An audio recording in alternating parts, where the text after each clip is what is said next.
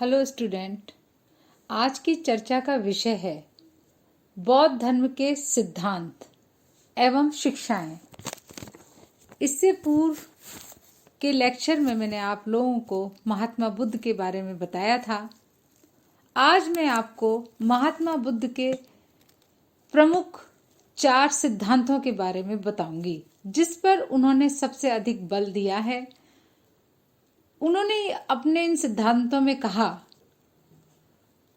कि ये 4 आर्य सत्य हैं और इन सत्यों को प्रत्येक व्यक्ति को पहचानना चाहिए। जैसा कि महात्मा बुद्ध ने कहा, दुख। बुद्ध का कहना था कि मानव जीवन में चारों ओर दुख ही दुख है। रोग, बुढ़ापा, मृत्यु, ये तीनों दुख मनुष्य के जीवन में निश्चित रूप से आते हैं। इसके अतिरिक्त इच्छित वस्तु की प्राप्ति न होने पर भी दुख का अनुभव होता है। प्रियजनों के बिछड़ जाने पर भी दुख का अनुभव होता है। इस प्रकार यह जो संसार है वह दुखों का सागर है। इसकी सच्चाई को प्रत्येक व्यक्ति को समझना चाहिए। दूसरा आर्य सत्य के बारे में महात्मा बुद्ध कहते हैं, दुख समुदय, अर्थात दुख का क्या कारण है। महात्मा बुद्ध ने कहा, निर्बोध जनता को केवल दुख की स्थिति को ही नहीं बताया, बल्कि दुख की उत्पत्ति का कारण भी उन्होंने बताया कि यदि मनुष्य इच्छा, तृष्णा, भोग, काम, वासना आदि ये सारे जो दुख के कारण हैं इनको जान ले तो वह दुख से बच सकता है। आगे महात्मा बुद्ध ने कहा, दुखों की समाप्ति तृष्णा के नाश से ही संभव है। महात्मा बुद्ध का कहना है कि यदि आप लोग दुख से बचना चाहते हैं तो ये जो तृष्णा रूपी संसार है, ये जो तृष्णा रूपी आपका मन है, इस पर आपको बहुत अधिक कंट्रोल करना होगा। मनुष्य जन्म मरण के चक्र से मुक्त होकर ही निवारण को प्राप्त कर सकता है, और यह निवारण उसको तभी प्राप्त होगा जब वह इस तृष्णा रूपी राक्षस का नाश करे। संसार में जो कुछ भी प्रिय है, संसार में जिससे भी रस मिलता है, उसे जो दुख रूप में समझेंगे, रोग रूप में समझेंगे, उससे उठेंगे, वही तृष्णा को सोच पाएंगे, अर्थात नहीं तो वह तृष्णा से नहीं निकल पाएंगे। आगे महात्मा बुद्ध का कहना है कि इस दुख के निवारण के लिए उन्होंने 8 मार्ग बताए हैं। महात्मा बुद्ध ने अपने चौथे आर्य सत्य में लोगों को इस तृष्णा से मुक्ति पाने के लिए अष्टांगिक मार्ग बताए हैं। वो कहते हैं, यदि मनुष्य इन अष्टांगिक मार्गों का पालन करेगा तो निश्चित रूप से वह ये इस दुख रूपी तृष्णा से, इस तृष्णा पूर्वक संसार से मोक्ष की प्राप्ति अर्थात निवारण की प्राप्ति कर सकता है। ये अष्टांगिक मार्ग हैं: सम्यक दृष्टि, सम्यक संकल्प, सम्यक वाणी, सम्यक जीविका, सम्यक कर्म, सम्यक स्मृति, सम्यक व्यायाम, सम्यक समाधि। इन अष्टांगिक मार्ग को मध्यम मार्ग भी कहते हैं। बुद्ध ने कहा, इन 8 अष्टांगिक मार्गों पर चलने के लिए मनुष्य को अपने व्यावहारिक धर्म में 10 आचरणों का पालन करने का उन्होंने निर्देश दिया है। उन्होंने आगे कहा कि महात्मा बुद्ध आगे कहते हैं, महात्मा बुद्ध ने इन 10 आचरणों का भी जिक्र अपने सिद्धांतों में किया है।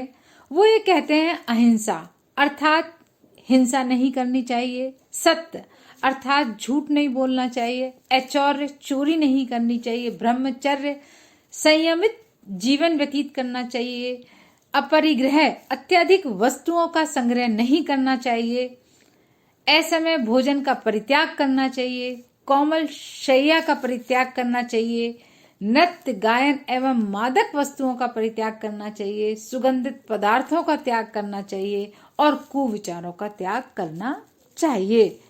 अर्थात यदि हम आज के परिवेश में भी देखें तो ऐसी कौन सी बात है जो कि हमें नहीं अपने जीवन में उतारनी चाहिए। यदि मनुष्य इन सभी 10 आचरणों को महात्मा बुद्ध के द्वारा बताए गए इन सिद्धांतों को निश्चित रूप से यदि मनुष्य अपने जीवन चक्र में उतार लेता है तो मुझे नहीं लगता कि आज भी मनुष्य निवारण को नहीं प्राप्त कर सकता या स्वर्ग की प्राप्ति नहीं कर सकता। मेरा तो ये मानना है कि यदि व्यक्ति विशेष इस तरह से अपना आचरण रखे और इन सिद्धांतों को अपने डे टू डे के जीवन में भी अपनाए तो यही संसार, जिसमें आज इस संसार में जहां आपको चारों ओर अनेकों घटनाएं सुनने को मिलती हैं, शायद यही संसार स्वर्ग का रूप धारण कर ले। आगे महात्मा बुद्ध ने कहा कि अनिश्वरवाद को भी महात्मा बुद्ध मानते थे। महात्मा बुद्ध ने ईश्वर के अस्तित्व को स्वीकार नहीं करते थे। उनका मत था मनुष्य अपने पूर्व जन्मों के कर्मानुसार ही पृथक पृथक योनियों में जन्म लेता है। सृष्टि अनादि काल से चली आ रही है, इसमें ईश्वर का कहीं कोई अस्तित्व नहीं है तथा ईश्वर सुखों और दुखों का निर्धारक भी नहीं है। आगे महात्मा बुद्ध ने अपने सिद्धांतों में कहा कर्मवाद। उन्होंने कर्मवाद के विषय में महात्मा बुद्ध का यह कहना था कि पुनर्जन्म में उनका विश्वास था। उनका यह कहना था कि मनुष्य जैसे कर्म करता है उसी प्रकार उच्च अथवा निम्न योनि को प्राप्त करता है। यदि वह अच्छे कर्म करता है तो उसे दुखों से मुक्ति मिल जाती है, अर्थात मोक्ष की प्राप्ति होती है। यदि बुरे कार्य करता है तो उसे बार बार योनियों में जन्म लेकर इसी संसार में नरक को भोगना पड़ता है। महात्मा बुद्ध अनात्मावाद को भी मानते थे। महात्मा बुद्ध का मत था कि शरीर के नष्ट हो जाने पर आत्मा नाम की कोई वस्तु शेष नहीं रह जाती, अर्थात शरीर अनेक तत्वों से बना हुआ है। मनुष्य के बाद ये सभी तत्व अलग अलग हो जाते हैं, फिर आत्मा का अस्तित्व नहीं रहता। इस प्रकार आत्मा के संबंध में उनके कोई स्पष्ट दार्शनिक विचार नहीं थे। वे तो केवल आदर्श आचरण का ही उपदेश देकर लोगों को जीवन में सुखी और शांत बनाना चाहते थे। महात्मा बुद्ध का ये मानना था कि बहुत ज्यादा कर्मवाद या अनिश्वरवाद में न पढ़कर या इन विचारों की तरफ न जाकर मनुष्य को अपने आचरण को शुद्ध रखना चाहिए। महात्मा बुद्ध का कहना था कि जन्म होगा तो मृत्यु होगी, अर्थात जन्म ही मृत्यु का कारण है। जिस कारण को समझे बिना रोग का निदान नहीं हो सकता, उसी प्रकार दुख का कारण समझे बिना धर्म की स्थापना नहीं हो सकती। धर्म कारण का अंत करता है। जब कारण का अंत हो जाएगा तो दुख भी समाप्त हो जाएगा। इस प्रकार महात्मा बुद्ध ने कारणवाद के माध्यम से ही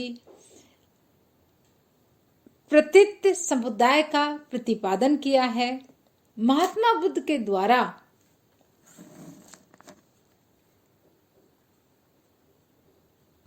संसार को क्षणभंगुर बताया गया है। महात्मा बुद्ध ने कहा कि संसार की वस्तुएं सत्ता परिवर्तन के कारण बनती बिगड़ती हैं। इस कारण संसार में मोह करना एकदम व्यर्थ है। महात्मा बुद्ध का मानना था कि मनुष्य का अंतिम उद्देश्य निवारण प्राप्ति होना चाहिए। निवारण उस जीवित अवस्था का नाम है जिसमें ज्ञान की ज्योति के द्वारा अज्ञान रूपी अंधकार को नष्ट किया जा सकता है।